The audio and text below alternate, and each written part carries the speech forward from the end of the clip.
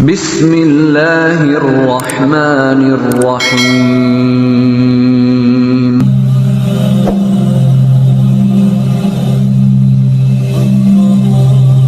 Bismillahirrahmanirrahim. Assalamualaikum warahmatullahi wabarakatuh. Bersyukur kepada Allah dengan mengucapkan alhamdulillah, bersolawat kepada Rasulullah sallallahu alaihi wasallam dengan mengucapkan Allahumma sholli ala sayyidina Muhammad wa ala ali sayyidina Muhammad. Sahabat channel Cahaya Al-Qud yang mulia dan dicintai Allah, semoga Anda selalu dalam keberkahan, nikmat rezeki dan kesehatan, amin ya rabbal alamin. Saudara-saudariku yang mulia dan dicintai Allah, pada pertemuan perjumpaan kita kali ini kita akan membahas mengenai inilah 3 tanda orang yang akan dinaikkan derajatnya oleh Allah Subhanahu wa taala. Sering terjadi tetapi kita tidak menyadarinya. Saudara-saudariku yang mulia dan dicintai Allah, ciri dan tanda bahwa Allah Subhanahu wa taala akan menaikkan derajat seseorang hamba bisa dirasakan melalui 3 hal yang terkadang tak disadari, bahkan menjadi keluh bagi sebagian kalangan. Allah Subhanahu wa taala senantiasa akan menaikkan derajat hambanya yang bertakwa. Terlebih bagi seorang hamba yang selalu berjuang dengan kesungguhan agar derajatnya diangkat oleh Allah Subhanahu wa taala baik di dunia dan di akhirat. Pada hakikatnya Allah Subhanahu wa taala akan mengangkat derajat seorang hamba tergantung bagaimana usahanya untuk menaikkan derajatnya sendiri. Saudara-saudariku yang mulia dan dicintai Allah, namun ada 3 tanda bahwa seorang hamba itu akan diangkat derajatnya oleh Allah Subhanahu wa taala. Beberapa tanda yang akan ditunjukkan oleh Allah Subhanahu wa taala jika derajat orang itu akan diangkat. Berikut ini 3 tanda orang yang akan diangkat Allah Subhanahu wa taala derajatnya. Tanda yang pertama yaitu dihadapkan dengan berbagai masalah. Ciri seorang hamba yang akan diangkat Allah Subhanahu wa taala, diangkat derajatnya, yaitu orang tersebut akan dibenturkan dengan berbagai masalah. Allah Subhanahu wa taala ingin melihat seberapa besar keyakinan dan kesabaran seorang hamba ketika dihadapkan dengan berbagai masalah. Jika hamba itu bersabar dan bertawakal, maka selesai mendapatkan ujian dan masalah itu, maka derajatnya akan diangkat.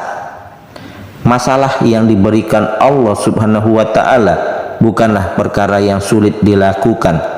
Terkadang masalah itu akan selalu datang menghampirinya. Namun Allah memberikan masalah dan ujian itu sesuai dengan kadar kemampuan seorang hamba. Sebagaimana dijelaskan dalam Al-Quran surah Al-Baqarah ayat 286 yang artinya Allah tidak membebani seseorang melainkan sesuai dengan kesanggupannya. Ia mendapat pahala dari kebaikan yang akan diusahakannya, dan ia mendapat siksa dari kejahatan yang dilakukan.